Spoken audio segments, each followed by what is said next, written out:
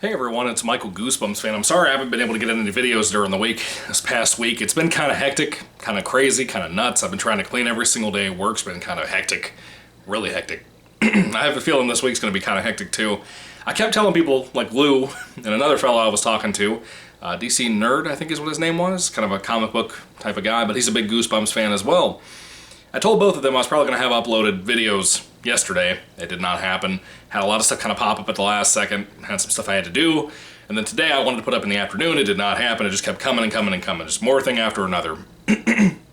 So now I'm here, and I have a classic 90s Goosebumps book review for you. I also have the TV episode that I just watched as well with my sweetheart, my wife. And I'm going to do the review in just a second after I do this video. So hopefully you'll check that out as well after this video. Anyway, this is for Goosebumps number 57, one that I did not really mention to you guys that I was reading. It is My Best Friend is Invisible.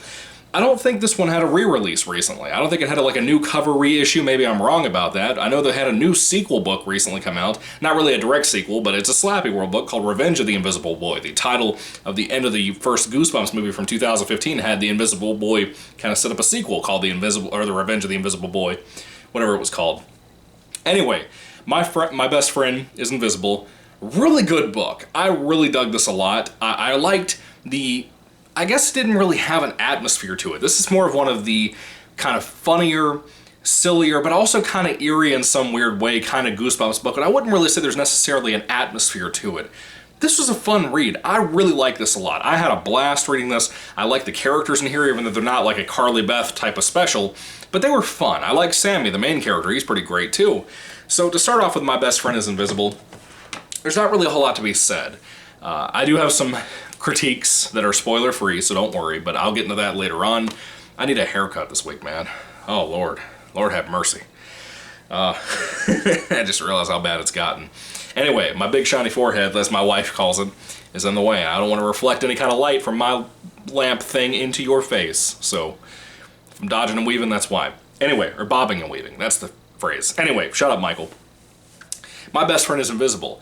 Really fun read. Essentially, Sammy is into ghosts and spirits and that kind of thing. He loves ghost stories. He loves urban legend stuff. Sounds kind of familiar. You know, I like that kind of stuff too. I talk about a lot of Goosebumps and urban legendy type things here on my channel. And Sammy is a big fan of that kind of thing. His parents are apparently dedicated scientists who basically work in their basement all the time. They're not the biggest fan of Sammy's infatuation with ghosts and ghost stories and urban legends and all these probably just supernatural mumbo-jumbo. So Sammy is more infatuated with that. He likes science, all right, but it's mostly that stuff that he finds an intrigue in. And he and his friend are basically going to set up a kind of a project they want to do, and they decide to kind of do a project on this haunted house, possibly in the neighborhood, for their big report they're going to do. And before they even get there, Sammy starts noticing some weird things happening. For example, one morning he wakes up and his cat Brutus is not in his room, and he doesn't really know why. He goes to his brother's room, he's throwing a big fit. The cat is in his brother's room. Brutus is kind of freaking out, a little creeped out, and Brutus is acting really weird. You ever had a cat or a dog act kind of weird around your house? Not really because of a ghost thing, they just act odd sometimes. You don't really know if it's that or if it's something else, then you kind of wonder if it's a supernatural, ghosty type thing sometimes, even though I don't believe in ghosts. But still, Brutus is acting up. Brutus is acting weird. Then things start going missing. For example, a bowl of cereal that Sammy pours for himself one morning. He goes to do something when he talks to his brother. He comes back, the cereal bowl is empty. One day he walks in, and pizza's missing. There's a lot of stuff like that happening around here. Windows keep opening, especially in his room. And at one point, he encounters something. And by the title alone, you probably assume it's an invisible boy. And Sammy doesn't really know if it's an invisible boy. We don't really know either if it's an invisible kid or a ghost of some sort, even though he hasn't went to the haunted house yet.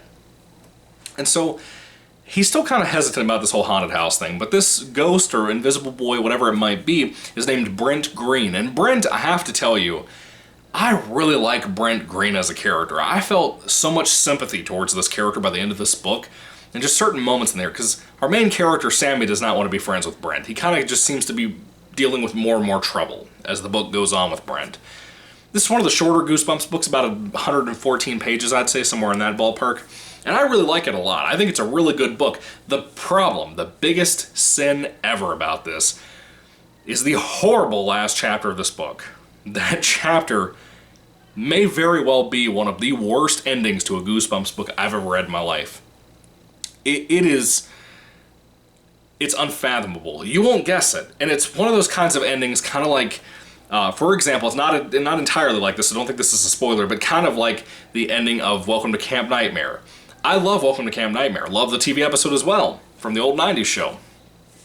And the last thing that's really revealed as a plot twist at the end of the episode tries so hard to be a Twilight Zone type of thing. I'm not spoiling it for you, but it tries so hard to be a Twilight Zone type of thing, and it's terrible. It's absolutely horrible. It ruins that for me almost. Kind of like with Slappy's Nightmare, the book. Again, no spoilers, but Slappy's Nightmare, the Series 2000 book. Really love the book. Fantastic book. Really creepy, really eerie, watching Slappy go through these trials and try to do these good deeds. And then that last chapter of that book almost ruined the potential of that book, but it doesn't ruin it horribly, where it tears up the whole book almost. This is like Welcome to Camp Nightmare, where the ending is completely out of left field. You'd never guess it in 100 years. You'd never even think to guess this. It's just completely ridiculous. It almost doesn't make sense, you know? And I hate the ending. I gotta be honest with you. I hate that last chapter. The rest of the book I love. That chapter is horrible. So I can't give this like a perfect rating or anything. But my best friend, excuse me, I almost said my best invisible. My best friend is invisible. Is really fun, really enjoyable, a lot of good humor in here. It's not a scary book. If this is gonna be your first Goosebumps book and you're not a fan of the scary Goosebumps stuff, this has kind of a little bit of atmosphere to it, but it's not scary by any means. That's coming from a big horror fan who grew up on Goosebumps and everything else. I've never read this book until now, but I can promise you it's not as scary as a lot of people make out some Goosebumps things. Maybe some people would like it. I actually think the TV episode of this is a lot creepier than the actual book, so that's kind of a benefit to the TV show episode. If you like more of the scary aspect, you might like that more, maybe. I don't know. But my best friend is invisible. It's not perfect by any means, but it's really good. I love this cover, by the way, as goofy as it is, with the floating pizza slice and Brutus, you know? But I really like the book. I had a good time reading it. Sorry, I'm choking on something I ate. I just had like food show up all of a sudden. I don't know. Felt like a cashew. I don't know. My best friend is invisible. I really recommend the book, but honest to God, like I said with Slappy's Nightmare when I did a review for that many years ago. Not many years ago. It was like last year. I'm sorry. I'm getting ahead of myself in time travel or something. When I reviewed Slappy's Nightmare, I talked about how if I were you, if I really recommend, if you're not a reviewer, which if you are a reviewer, you need to read the whole book. And I would say that if you're going to read Slappy's Nightmare, or in this case, this book, or Welcome to Camp Nightmare, on a basis of just reading it for entertainment value, without having it ruin the book for you, just skip the last chapter of every single one of those. I think Welcome to Camp Nightmare might be the last couple of chapters, but for example, of those three, skip the last couple of chapters. I think it almost ruins all of them. This is a really good book, though. I liked it a lot, so I do recommend it tremendously. It was a really good surprise. I didn't expect this had this whole Sammy having an interest in ghosts thing. It really adds an element to this that I didn't expect to be in here. Of course, I don't read the back of the books before I start them. I'm just kind of like, oh, I want to read the flying one. I want to read the dummy book. I just pick them up like that when I review them here on the channel. I don't really plan anything a lot of the time. I kind of sometimes will read bad books that I know I'm probably not going to like, just to kind of see what happens, see if they're any good, see if it's a surprise, so I don't just stockpile a bunch of bad books at the end of the day, or the end of the channel. But this one is one of the ones I didn't expect to read anytime soon. The only reason I read it right now was because of the Slappy World book, because I'm trying to start making my way through Slappy World books now, because I want to get caught up because My Friend Slappy came out. It looks pretty great. But anyway, I wanted to read this before I read Revenge of the Invisible Boy. From what I can tell, Revenge of the Invisible Boy has nothing to do with this. But again, Brent Green, the ghost or possible invisible boy, whatever he is, I like him a lot. I hate the twist, but I really like him. I like that character a lot. It's kind of one of those very rare characters like Slappy and Carly Beth that really stand out from Goosebumps, in my opinion. And he's not like how he is in the Goosebumps movie, really. He's just kind of, he's more mischievous there. Here, he's more relatable, I think. Anyway, My Best Friend is Invisible. What did you think about it? Did you love this book? Did you hate it? Would you like the TV episode? A lot of people don't seem to have liked that very much. I had some people like Lou tell me that it was terrible. I disagree, but I'll get there when I review that next in the next video. Anyway, My Best Friend is Invisible. It's not perfect, like I said. If I had to rate the book on a 5-star basis, I'd give it a 4 out of 5 stars. I wish I could give it a lot more, because I really dug this book. I really enjoyed it. It's not one of my favorites, but it was really good. It was a really solid read.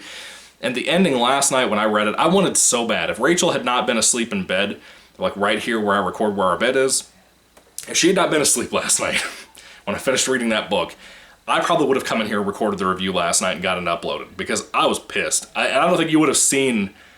I don't think I would have been as fair and trying to be more understanding as I am right now, sort of, kind of. Because you don't want to go into a book with a bad ending. You don't want to do that. And I was livid last night when I read the last chapter of this book, and my mouth literally it hit the ground. I was like, are you serious right now? How embarrassing. Anyway, that is my review for My Best Friend is Invincible. Not Invincible, Invisible.